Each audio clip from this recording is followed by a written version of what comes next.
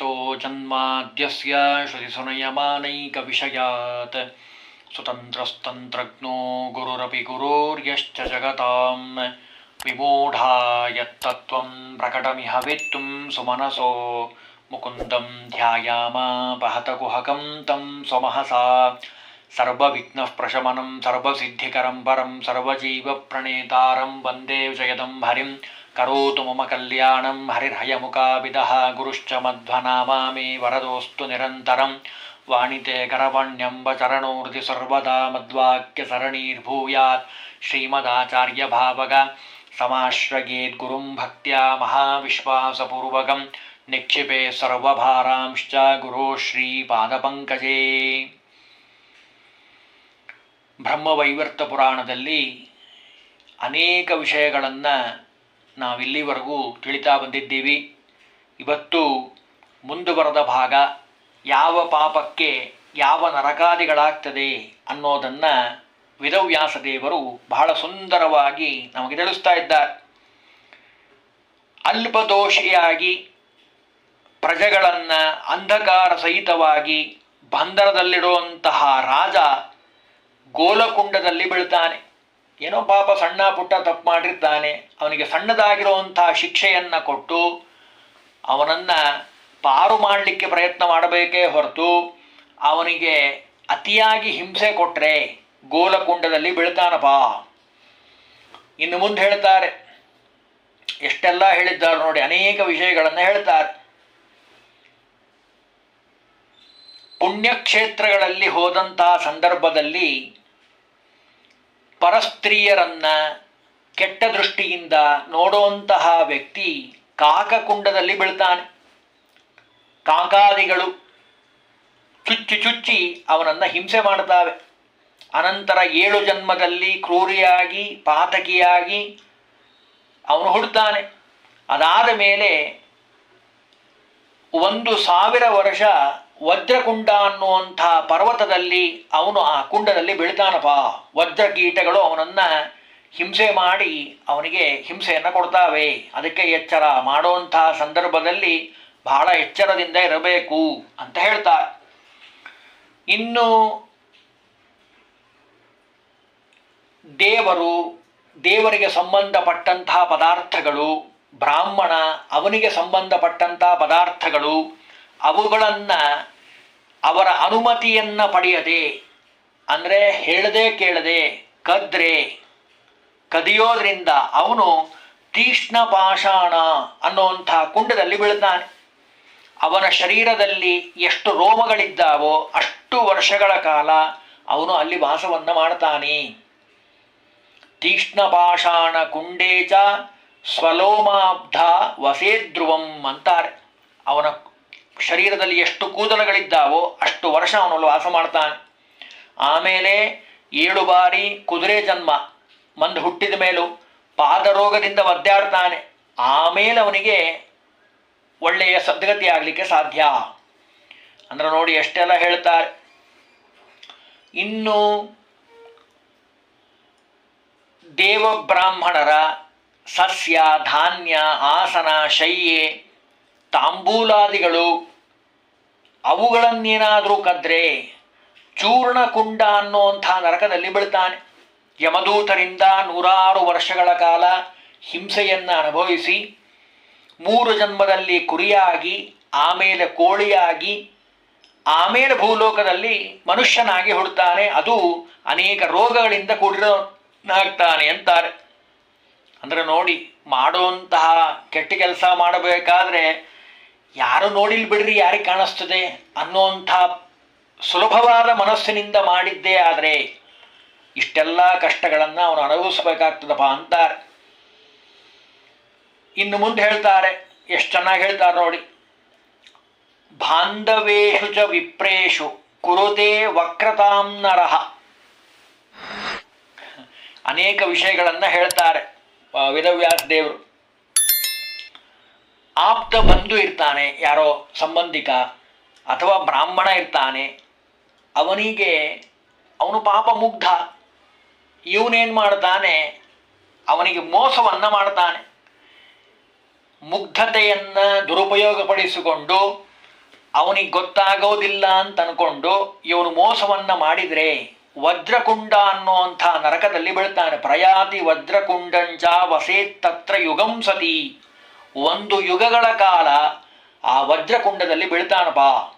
ಮುಂದೆ 7 ಜನ್ಮ ತಥೋ ಭವೇಶ್ಚ ವಕ್ರಾಂಗ್ರೋ ಹೀನಾಂಗ ಸಪ್ತಜನ್ಮಸು. 7 ಜನ್ಮದಲ್ಲಿ ವಕ್ರ ಅಂಗ ನಾಗಿ ಹುಡ್ತಾನೆ, ವಂಶರಹಿತನಾಗ್ತಾನೆ, ಭಾರ್ಯಾರಹಿತ ಹೆಂಡತಿ ರಹಿತನಾಗ್ತಾನೆ, ದರಿದ್ರನಾಗ್ತಾನೆ, ಕಷ್ಟವನ್ನು ಅನುಭವಿಸ್ತಾನಪ್ಪ. ಇನ್ನು ಚಾತುರ್ಮಾಸ್ಯಾದಿ ಕಾಲಗಳಲ್ಲಿ ನಿಷಿದ್ಧವಾದ ಪದಾರ್ಥಗಳನ್ನು ಯಾವುದೋನ್ನ ಹೇಳೋದಿಲ್ಲ, ಎಲ್ರಿಗೂ ಗೊತ್ತಿರುವಂಥದ್ದೇ. ಚಾತುರ್ಮಾಸ್ಯ ಕಾಲಗಳಲ್ಲಿ ನಿಷಿದ್ಧವಾದ ಪದಾರ್ಥವನ್ನು ಯಾರು ತಿಂತಾರೋ ಅವರು ಕೂರ್ಮಕುಂಡ ಅನ್ನುವಂತಹ ಒಂದು ಕುಂಡದಲ್ಲಿ ಬೀಳ್ತಾನೆ, ನರಕದಲ್ಲಿ. ಒಂದು 100 ವರ್ಷಗಳ ಕಾಲ ಆಮೆಯ ಆಹಾರ ಆಗಿ ಬೀಳ್ತಾನೆ. ಆಮೆಗಳು ಇವನನ್ನು ತಿಂತಿರ್ತಾವೆ 100 ವರ್ಷ. ಅನಂತರ 3 ಬಾರಿ ಆಮೆಯಾಗಿ ಹುಟ್ಟಿ 3 ಸಾರಿ ವರಾಹನಾಗಿ, ಆಮೇಲೆ 3 ಸಾರಿ ಬೆಕ್ಕಾಗಿ, 3 ಸಾರಿ ನವಿಲಾಗಿ ಮುಂದೆ ಜನ್ಮವನ್ನು ತಾಳ್ತಾನೆ. ಮುಂದೆ ಹೇಳ್ತಾರೆ ನೋಡಿ, ದೇವರಿಗೆ ಸಂಬಂಧಪಟ್ಟಿದ್ದು, ಬ್ರಾಹ್ಮಣರಿಗೆ ಸಂಬಂಧಪಟ್ಟಿದ್ದು, ತುಪ್ಪ, ಎಣ್ಣೆ, ರಸ ಪದಾರ್ಥಗಳು ಇವುಗಳನ್ನು ಯಾರು ಹೇಳದೆ ಕೇಳದೆ ಅಪಹಾರ ಮಾಡ್ತಾರೆ. ಇದನ್ನೆಲ್ಲ ನಾವು ಕಲಿಯುಗದಲ್ಲಿ ಕಾಣ್ತಾನೆ ಇರ್ತೀವಿ. ದೇವಸ್ಥಾನ, ಮಠ ಮಂದಿರಗಳು, ಬ್ರಾಹ್ಮಣರು ಅವರಿಗೆ ಸಂಬಂಧಪಟ್ಟಿರುವಂತಹ ಪದಾರ್ಥಗಳನ್ನು, ತುಪ್ಪ, ಎಣ್ಣೆ, ಬೆಣ್ಣೆ ಯಾವುದೇ ಆಗಿರಬಹುದು, ಘೃತ ತೈಲಾದಿಕಂ ಚೈವ ಯೋ ಹರೇತ್ ಸುವರ ಪ್ರಯೋಹೋ. ಭಗವಂತನಿಗೆ ಮತ್ತು ಭಗವದ್ಭಕ್ತರಿಗೆ, ಬ್ರಾಹ್ಮಣರಿಗೆ ಸಂಬಂಧಪಟ್ಟಿರುವಂಥದ್ದು ವಿಪ್ರಯೋಹೋ ಅಂತಾರೆ. ಅದನ್ನು ತಗೊಂಡ್ರೆ ಅವನು ಜ್ವಾಲಾಕುಂಡದಲ್ಲಿ ಬಿದ್ದು ಭಸ್ಮ ಆಗಿ ಹೋಗ್ತಾನಪ್ಪ. ಜ್ವಾಲಾಕುಂಡಂ ಸವೈಯಾತಿ ಭಸ್ಮಕುಂಡಂಚ ಪಾತಕಿ. ದೇವರು ಬಿಡೋದೇ ಇಲ್ಲ. ಕೆಟ್ಟ ಕೆಲಸ ಮಾಡಿದರೆ ಅದಕ್ಕೆ ಫಲ ಉಣ್ಲೇಬೇಕಪ್ಪ. ಮುಂದೇನು ಮಾಡ್ತಾರೆ ಅವನಿಗೆ ಅಂದರೆ, ನರಕದಲ್ಲಂತೂ ಬೀಳ್ತಾನೆ. ಬಿದ್ದಾದ ಮೇಲೆ 100 ವರ್ಷಗಳ ಕಾಲ ಎಣ್ಣೆ ತುಪ್ಪಗಳನ್ನೇ ಕುಡಿದು ಬದುಕಬೇಕು. ಯಾಕೆ? ಕದ್ದಿರ್ತಾನಲ್ಲ, ಅದನ್ನು ಕುಡಿಸ್ತಾರಲ್ಲಿ. ಮುಂದೆ 7 ಜನ್ಮ ಮೀನಾಗಿ, ಆಮೇಲೆ ಇಲಿಯಾಗಿ ಜನಿಸಿ, ಆಮೇಲೆ ಮನುಷ್ಯತ್ವ ಅವನಿಗೆ ಬರುವಂಥದ್ದು. ಅಂದರೆ ಭರತಖಂಡದಲ್ಲಿ ಹುಟ್ಟಿ ದೇವಬ್ರಾಹ್ಮಣರಿಗೆ ಸಲ್ಲುವಂತಹ ಸುಗಂಧ ತೈಲ, ಭೂಮಿಯನ್ನು, ಗಂಧ ದ್ರವ್ಯಗಳನ್ನು ಅಪಹಾರ ಮಾಡುವಂಥವನು ದುರ್ಗಂಧ ಕುಂಡದಲ್ಲಿ ಬೀಳ್ತಾನಪ್ಪ. ದುರ್ಗಂಧ ಶರೀರ ಆಗ್ತಾನೆ. 7 ಜನ್ಮದಲ್ಲಿ ಅವನಿಗೆ ದುರ್ಗಂಧ ಶರೀರ ಅವನಿಗೆ ಪ್ರಾಪ್ತಿಯಾಗ್ತದೆ. ಅಷ್ಟು ಅವನು ಆ ನರಕವನ್ನು ಅನುಭವಿಸ್ತಾನೆ. ಇನ್ನು ಒಬ್ಬ ವ್ಯಕ್ತಿ ಇದ್ದಾನೆ, ಬಹಳ ಬಲಿಷ್ಠನಾಗಿ, ಇನ್ನೊಬ್ನ್ಯಾರಿದ್ದಾನಲ್ಲ ಬಲಹೀನನಾದಂಥವನು. ಆ ಬಲಹೀನನ ಒಂದು ಭೂಮಿಯನ್ನು ಹಿಂಸೆ ಮಾಡಿ ಅವನಿಂದ ವಶಪಡಿಸಿಕೊಂಡ್ರೆ, ಮೋಸ ಮಾಡಿದರೆ, ಅಪಹಾರ ಮಾಡಿದರೆ ತಪ್ತಶೂಲ ಅನ್ನುವಂಥ ನರಕದಲ್ಲಿ ಬೀಳ್ತಾನೆ. ಬಲೇನೈವ ಖಲತ್ವೇನ ಹಿಂಸಾರೂಪೇಣ ವಾಸತಿ. ಅದು ಪಾಪ ಅವಂದು ಜಾಗ. ಆ ಜಾಗವನ್ನು ಇವನು ಹೇಳದೆ ಕೇಳದೆ ತೆಗೆದುಕೊಂಡ, ಅವನನ್ನು ಬಿಟ್ಟು ಎಲ್ಲ ಕೆಲಸ ಮಾಡಿಕೊಂಡ ಅಂತ ಆದರೆ ಅವನಿಗೆ ಈ ಗತಿ ಬರ್ತದಪ್ಪ. ಇನ್ನು ಮುಂದೆ ಹೇಳ್ತಾರೆ, ಹಣದ ಆಸೆಗೆ ಬಿದ್ದು ಕತ್ತಿಯಿಂದ ನಿರ್ದಯವಾಗಿ ಇನ್ನೊಬ್ಬರ ಹತ್ಯೆ ಮಾಡುವಂಥವನು, ಅವನು ಅಸೀಪತ್ರ ಅನ್ನೋ ನರಕದಲ್ಲಿ ಬೀಳ್ತಾನೆ. ಅಸಿ ಅಂದರೆ ಖಡ್ಗ. ಅಸೀಪತ್ರವನ ಅಂತ ಅದು ಭಾರಿ ಪ್ರಖ್ಯಾತವಾದ ನರಕ. ಅಂಥ ನರಕದಲ್ಲಿ ಅವನನ್ನು ಬೀಳಿಸ್ತಾರೆ. ಕ್ರೂರವಾದ ಆಯುಧಗಳಿಂದ ಯಮಕಿಂಕರರು ಅವನನ್ನು ಹಿಂಸೆ ಮಾಡ್ತಾರೆ. ಅವಯವಗಳನ್ನು ಈ ತರಕಾರಿ ಹೆಚ್ಚುತ್ತಾರೆ ನೋಡ್ರಿ, ಹಾಗೆ ಹೆಚ್ಚಿ ಹಾಕ್ತಾರಂತೆ. ಅವನು ಯಾರು ಕತ್ತರಿಸಿರ್ತಾನೋ ಅವನ ತಲೆಯನ್ನು, ಕೈ ಕಾಲುಗಳನ್ನು ಹೆಚ್ಚುತ್ತಾರಂತೆ. ನನ್ನ ಮಾತಲ್ಲ, ಓದ್ಬಿಡ್ತೀನಿ ಒಂದ್ಸಾರಿ ಸರಿಯಾಗಿ. ಚಿನ್ನಾಂಗಶ್ಚ ಭವೇತ್ ಪಾಪಿ. ಚಿನ್ನ ಎಲ್ಲ ಕತ್ತರಿಸಿ ಹಾಕ್ತಾರೆ. ಖಡ್ಗಧಾರೇಣ ಸಂತತಂ.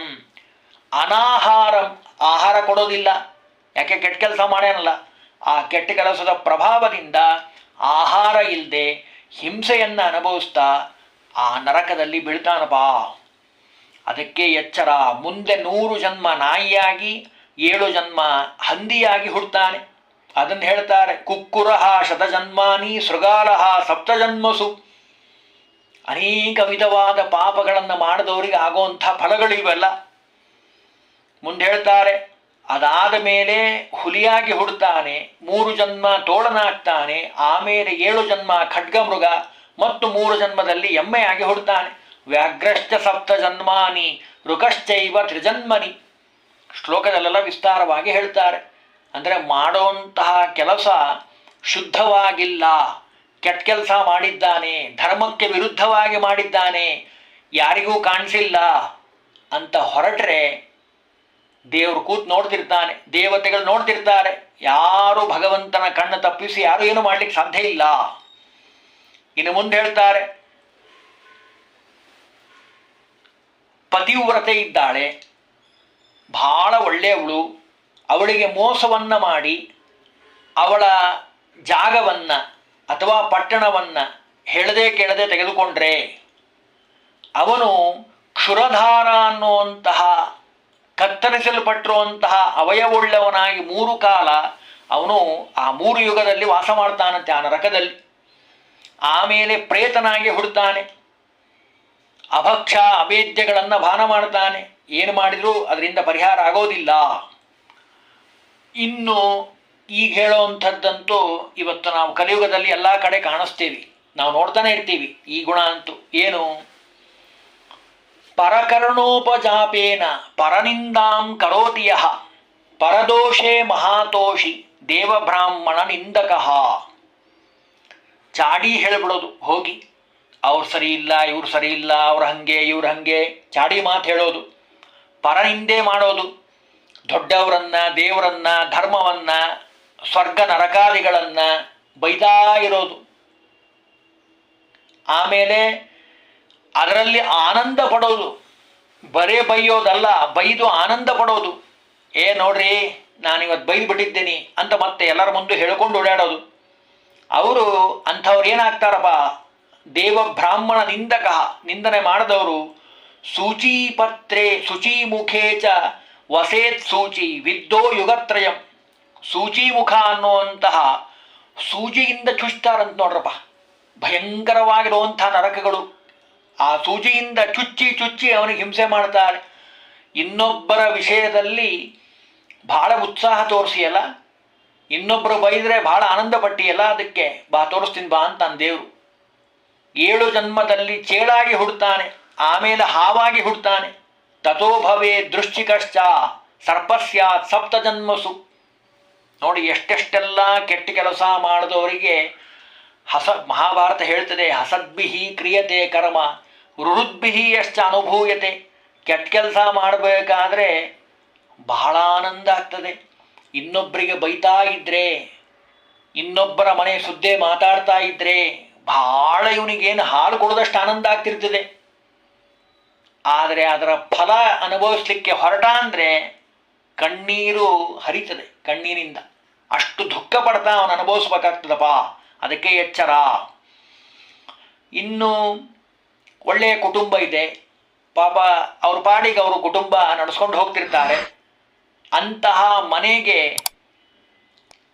ಕಳ್ಳತನ ಮಾಡೋದು, ಅವ್ರ ಮನೆಗೆ ಹೋಗಿ ಅವರಿದ್ದಾಗ ಅಥವಾ ಅವ್ರು ಇಲ್ದಾಗ ಅವ್ರ ಮನೆಗೆ ಕನ್ನ ಹಾಕೋದು ಅಂತಾರೆ ನೋಡಿ, ಕಳ್ಳತನ ಮಾಡುವಂಥ ಕೆಲಸ.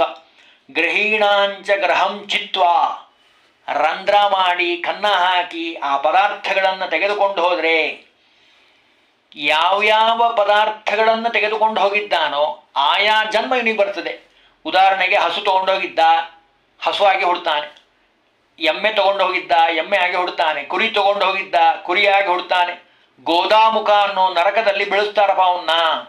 ಅದಾದ ಮೇಲೆ 7 ಜನ್ಮ ಹಸುವಾಗಿ, 3 ಜನ್ಮ ಟಗರಾಗಿ, 3 ಜನ್ಮ ಹೋತನಾಗಿ. ನಾನೀಗ ಹೇಳಿದ್ನಲ್ಲ, ಏನೇನು ತಗೊಂಡು ಹೋಗ್ಯಾನೋ ಅದೇ ಜನ್ಮ ಅವನಿಗೆ ಬರ್ತದೆ.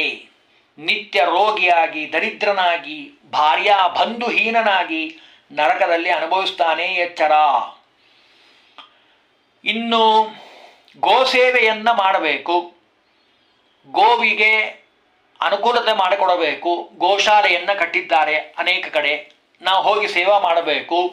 ಅದನ್ನು ಬಿಟ್ಟು ಆ ಗೋವಿಗೆ ಪಾಪ ನೀರು ಕುಡಿಲಿಕ್ಕೆ ಬಂದಿರ್ತದೆ ಆ ಗೋವು ನೀರು ಕುಡಿಯೋ ಮುಂದೆ ಅದಕ್ಕೆ ಹಿಂಸೆ ಕೊಡೋದು, ನೀರು ಅದಕ್ಕೆ ಸಿಗಲಾರದೇ ಇರೋ ಹಾಗೆ ಮಾಡೋದು. ಎಷ್ಟು ಪಾಪಿಗಳಿದ್ದಾರೆ ನೋಡಿ ಪ್ರಪಂಚದಲ್ಲಿ. ವೇದವ್ಯಾಸ ದೇವರು ಎಷ್ಟು ಸುಂದರವಾಗಿ ಹೇಳ್ತಾರೆ, ಇಂಥ ದುಷ್ಟರಿದ್ದಾರೆ ಅಂತ ಅವಾಗೇ ಗೊತ್ತು ವೇದವ್ಯಾಸ ದೇವರಿಗೆ, ಸರ್ವಜ್ಞ ಶಿಖಾಮಣಿಗಳು. ಅದು ತನ್ಪಾಡಿ ನೀರು ಕುಡಿತಿರ್ತದೆ, ಅದಕ್ಕೆ ಹೋಗಿ ಹಿಂಸೆ ಮಾಡುವಂಥದ್ದು. ಜಲಂ, ನನ್ನ ಮಾತಲ್ಲ ಓದ್ಬಿಡ್ತೀನಿ, ಜಲಂ ಪಿಬಂತಿ ತುಷಿತಾಂ ಗಾಂಬಾರಯತಿ ಯೋ ನರಹ. ಪಾಪ ತನ್ಪಾಡಿ ತಾನು ಬಂದು ಕುಡಿತಾ ಇರ್ತದೆ ನೀರನ್ನ, ಅದಕ್ಕೆ ಹಿಂಸೆ ಮಾಡೋದು, ಹೊಡೆಯೋದು ಬಡಿಯೋದು ಮಾಡ್ದ ಅಂತಾದರೆ ಕ್ರಿಮಿಗಳಿಂದ ಚುಚ್ಚಲ್ಪಡುವಂತಹ ಕುದಿತಾ ಇರುವಂತಹ ನೀರಿನಲ್ಲಿ ಅವನನ್ನು ಎತ್ತೊಗಿತಾರೆ. ಯಾರು ಅದನ್ನು ಕೆಲಸ ಮಾಡಿರ್ತಾನೋ ಅವನನ್ನು ಗೋಮುಖ ಅನ್ನೋ ನರಕದಲ್ಲಿ ಬೀಳ್ತಾನೆ ಒಂದು ಮನ್ವಂತರಗಳ ಕಾಲ. ಆ ಮೂಕ ಪ್ರಾಣಿಗೆ ಹಿಂಸೆ ಕೊಟ್ಟಿಯಲ್ಲಪ್ಪ, ಬಾ ನಿನಗೂ ಹಾಕ್ತೀವಿ ಅಂತಾರೆ ಯಮದೂತರು. ಅಷ್ಟು ಅವನಿಗೆ ದರಿದ್ರನಾಗಿ 7-8 ಜನ್ಮ ಅನುಭವಿಸಬೇಕಾಗ್ತದೆ. ಅದಕ್ಕೆ ಗೋವನ್ನ ಬಹಳ ಪ್ರೀತಿಯಿಂದ ನೋಡ್ಕೊಳ್ಬೇಕಪ್ಪ. ಇನ್ನು ಗೋಹತ್ಯೆ ಮಾಡಿದಂಥವನು, ಬ್ರಹ್ಮಹತ್ಯೆ ಮಾಡೋನು, ಅಗಮ್ಯ ಗಮನ ಮಾಡೋನು, ಸಂಧ್ಯಾವಂದನೆ ಬಿಟ್ಟವನು, ಯಜ್ಞ ದೀಕ್ಷೆಯನ್ನ ಮಾಡದೇ ಇರೋವಂಥವನು, ಪುಣ್ಯಕ್ಷೇತ್ರಗಳಲ್ಲಿ ಕೇವಲ ದಾನ ಸ್ವೀಕಾರ ಮಾಡಲಿಕ್ಕೆ ಇರೋವಂಥವನು, ಕರ್ಮಾದಿಗಳಿಲ್ಲೇ ಇಲ್ಲ, ಬರೀ ದಾನ ಇಸ್ಕೊತಾ ಇರೋದು. ಆಮೇಲೆ ಮದದಿಂದ ಉನ್ಮತ್ತನಾಗಿ ಎಲ್ಲರ ಮೇಲೆ ಹಿಂಸೆಯನ್ನು ಮಾಡುವಂಥವನು, ಸ್ತ್ರೀ ಹತ್ಯೆ, ಶಿಶು ಹತ್ಯೆ, ಮಿತ್ರ ಹತ್ಯೆ ಮಾಡುವಂಥ ಪಾಪಿ ಕುಂಭೀಭಾಗ. ಇಷ್ಟು ಲಿಸ್ಟ್ ಹೇಳಿದ್ರು ನೋಡ್ರಿ.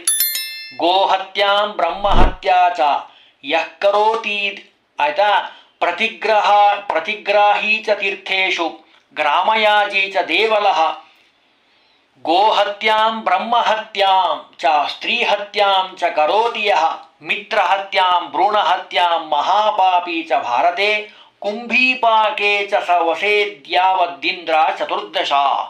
ಕುಂಭೀಪಾಕ ಅಂತ ಒಂದು ದೊಡ್ಡ ನರಕ. ಅದು ಹೆಂಗಿರ್ತದಪ್ಪ ಅಂದರೆ ಕೇಳಿದರೆ ಭಯಂಕರ. ನರಕದ ವರ್ಣನೆ ಮಾಡ್ತಾರೆ ಗರುಡ ಪುರಾಣದಲ್ಲಿ, ಇಲ್ಲೂ ಹೇಳ್ತಾರೆ. ಕುಂಭೀಪಾಕ ಅಂದರೆ ಬೆಂಕಿ ಉರಿತಾ ಇರ್ತದಂತೆ, ಅದರ ಮೇಲೆ ಮುಳ್ಳಿಟ್ಟಿರ್ತಾರೆ, ಅದರ ಮೇಲೆ ಕಾದ ಎಣ್ಣೆ ಇರ್ತದೆ, ಕುದಿತಾ ಇರ್ತದೆ, ಅದರೊಳಗೆ ಲೋಹದ ಇವನ್ನ ಹಾಕಿರ್ತಾರಂತ ಅದರೊಳಗೆ ಕ್ಷಣಕ್ಕೆ. ಅವನನ್ನ ಈ ಬೋಂಡ ಕರೀತಾರ ನೋಡಿ, ಹಾಗೆ ಅವನನ್ನು ಕರೀತಾರಂತೆ. ಯಾಕೆ ಇಷ್ಟು ಕೆಟ್ಟ ಕೆಲಸ ಮಾಡಿದ್ದಾನವನು ಅದನ್ನು ಹೇಳ್ತಾರೆ ಇಲ್ಲಿ. ತಾಡಿತೋ ಯಮಧೂತೇನ ಚೂರ್ಣಮಾನಶ್ಚ ಸಂತತಂ ಕ್ಷಣಂ ಪತಿತೋ ವಹ್ನೋ ಚ ಕ್ಷಣಂ ಪತಿತ ಕಂಟಕೆ ಕ್ಷಣಂಚ ತಪ್ತ ತೈಲೇಶು. ಕುದಿತಾ ಇರ್ತದೆ ಎಣ್ಣೆ, ಅದರೊಳಗೆ ಇವನನ್ನು ಹಾಕಿ ಬೋಂಡ ಕರೆದಂಗೆ ಕರೀತಾರೆ. ಪಾಪಿ ಇಷ್ಟೆಲ್ಲ ಕೆಟ್ಟ ಕೆಲಸ ಮಾಡಿ ಅಂತಾರೆ. ಅದಕ್ಕೆ ಎಚ್ಚರ ಮಾಡೋಂಥ ಸಂದರ್ಭದಲ್ಲಿ ಕೆಟ್ಟ ಕೆಲಸ ಎಚ್ಚರದಿಂದ ಮಾಡಬೇಕು, ಯಾವುದೇ ಕಾರಣಕ್ಕೂ ಕೆಟ್ಟ ಕೆಲಸ ಮಾಡಬಾರ್ದು, ಅದು ತಾತ್ಪರ್ಯ. ಇನ್ನು ಮುಂದೆ ಹೇಳ್ತಾರೆ, ಎಷ್ಟರ ಮಟ್ಟಿಗೆ ಹೇಳ್ತಾರೆ ನೋಡಿ. ಅನೇಕ ಜ್ಞಾನಿಗಳು ಗುರುಗಳು ಅಂತ ಇದ್ದಾರೆ, ಇಷ್ಟ ದೇವತೆ ಅಂತ ಇದ್ದಾರೆ, ಅವರಿಗೆ ಬೈಯೋದು. ಪಾಪ ಪೂಜಾ ಮಾಡೋರು ಮಾಡ್ತಿರ್ತಾರೆ, ಕೆಲವರಿಗೆ ಇದೊಂದು ದುರಭ್ಯಾಸ. ತಾವಂತೂ ಮಾಡೋದಿಲ್ಲ, ಮಾಡೋರಿಗೂ ಬೈತಾರೆ, ಹಿಂಸೆ ಮಾಡ್ತಾರೆ.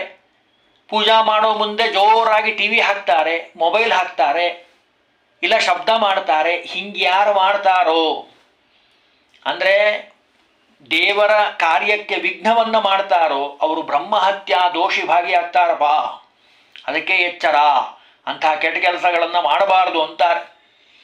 ಇನ್ನು ವೇದವನ್ನು ಬೈಯೋಂಥವ್ರು, ಪಿತೃಕರ್ಮಾದಿಗಳನ್ನು ಮಾಡದೇ ಇರೋವಂಥವ್ರು, ಅವರೆಲ್ಲ ಬ್ರಹ್ಮಹತ್ಯಾ ದೋಷಕ್ಕೆ ಗುರಿಯಾಗ್ತಾರಪ್ಪ.